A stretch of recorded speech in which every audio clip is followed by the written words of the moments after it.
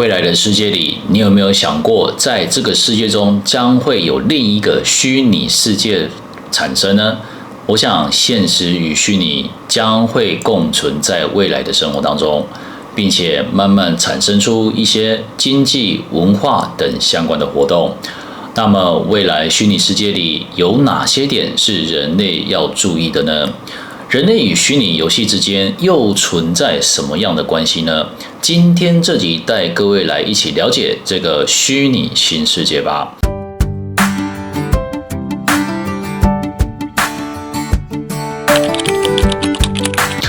Hello， 大家好，我是 Kyle， 欢迎来到我的频道。这个频道专门是为一些不想花太多时间读完一本书的人而设计的。那我每个月会分享一本好书，那你只要花10分钟的时间呢，就可以获得书中的一些有价值的知识。那如果你喜欢的话，请再多多订阅、分享及支持这个频道啦。好，那不知道大家有没有看过一部电影叫做《一级玩家》啊？这部电影呢，其实我想就是我们未来虚拟世界的样子。戴上头盔、面罩，连上网络云端，直接进入到另一个世界，并与全球的人一起互动、一起交朋友、一起玩游戏。在这个世界里，可以满足你任何的需求，你想做什么就做什么，并且你可以与现实的经济做很多的连接。我想这个就是人类想要的未来。首先呢，我们先来聊聊为什么人类会想要创造虚拟世界呢？其实我们可以从古代的时期说起啦。大家有没有听过土耳其的哥贝克利什镇？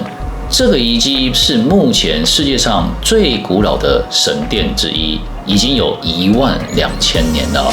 其实当时人类为什么会想要建造这个神殿？我想当时也是基于一种信仰跟精神的寄托。各位也可以说这是另一个信仰的世界。我想当时人类是用一种强烈的意愿去实现这个虚拟世界，所以说古代要打造这个虚拟世界，跟我们现在要打造的虚拟世界其实是大同小异的。再举个例子好了，吉赛的金字塔的建造，法老王呢，其实想透过这样子的遗产，让后人知道他们的以前的故事跟文化还有历史。因为呢，人类其实必须要了解过去才能去创造出理想的未来。所以说，对于现代的人来说，需要透过很多的东西来疏解自己的压力跟一些精神的寄托。这样子呢，才能够使自己能更上一层楼。打比方来讲好了，玩游戏跟玩 VR， 还有比如说 PlayStation， 还有 Xbox 等等，因为这些都可以让各位的大脑有所放松哦。好，那大家一定会很疑惑就是说，虚拟世界的核心到底是什么呢？就是成就感哦。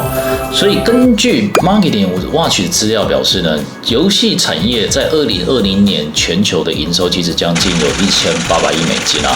这个数字其实已经超过全球的电影以及北美职业运动加起来的总收入哦。那其实我想这个是非常惊人的就是说，所以说游戏已经不再是只是游戏而已，我们可以说它是一种训练自己的头脑跟自己的反射动作了所以说，我觉得一个好的游戏跟一份好的工作其实是没有什么不一样因为都是可以带来所谓的成就感的。有了成就感以后呢，你的生产力自然而然就会增加了。这也是人类内在一直想要追求满足的一个地方因为呢，虚拟世界拥有无限的可能，虚拟世界的网络提供了全新的路径，让每个人有强大的连接力跟体验。所以说，游戏才受得到这么多人的热爱另外呢，当人类在设计游戏的时候呢，也很清楚了解到，虚拟世界里人类要的其实就是所谓的自由度要很高，要有成就感。那即使呢游戏画面不精美的话，玩家可以持续的玩下去。举例来说，1990年推出了一款游戏机甲争霸战。但是由于当时的这个玩法呢，就是全程都是有一个人在玩哦，那也没有互动式的玩法，所以说隔1年它其实就退烧，是真的蛮可惜的。所以说后期在开发的人呢，其实就慢慢的转去做所谓的开放式的地图啦，或是说自由度很高的发展啦，甚至说互动式很多的那种游戏哦。例如呢，《星战前夜》EVE Online 哦，这款游戏呢，就是对于如果说你对于宇宙跟空战有兴趣的人，不妨可以去看看哦。第二款是《当个创世神》。这款游戏哦，其实画面非常的粗糙哦，但是呢，就是因为它的开放式的制度，还有说它的地图也都是很自由度很高的哦，所以说让玩家还是很热衷的持续玩下去。好，那接下来我们来谈一下元宇宙 （Metaverse）。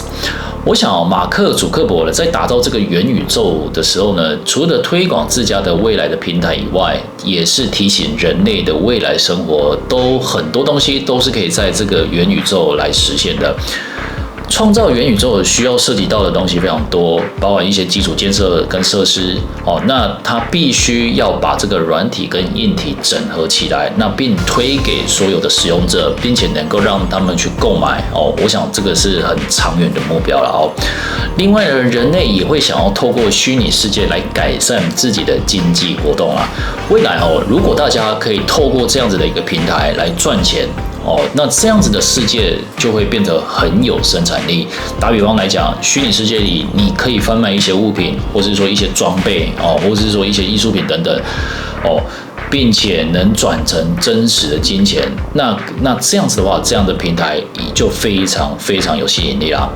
所以说，当越多人在使用这个虚拟世界的时候呢，这个价值其实就很明显了。越有价值的平台，政府就越要开始去设定规范跟规矩哦，因为呢，平台上的资料其实每一笔都是所谓的财产啦哦。例如的 Facebook、YouTube 上面的有成千上万、上亿的影片跟资料。这些东西政府应该要有一定的规范，才能确保使用者的权利。除了平台以外，这个世代也出现了一种商品，所谓的虚拟货币 ，Bitcoin、比特币、Ethereum、以太币等等，有太多的虚拟货币可以讲了哦。那我想呢，这些都是在虚拟新世界里会发生的啊。好，那最后呢，我想跟各位说的是说，其实看完这一本书可以启发你，就是说在一些未来打造虚拟世界中的一些思维跟一些要注意的地方，并且让你更有想法去看待所谓的很多的虚拟的产品因为未来有太多的东西是要去注意的哦。那另外呢，未来的虚拟世界呢，也将带给我们前所未有的一些体验跟生活。那各位是怎么想呢？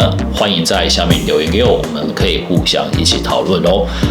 好，那如果你喜欢我今天分享的内容呢，那就再请多多订阅、分享及支持这个频道啦。做影片真的非常不简单，也花了非常多时间，然后整理出这些重点。那我们就下本书见喽，拜拜。